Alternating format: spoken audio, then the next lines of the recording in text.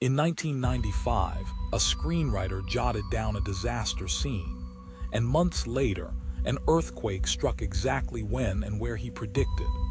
The script was just a first draft, never meant to be real. But then the Kobe earthquake hit.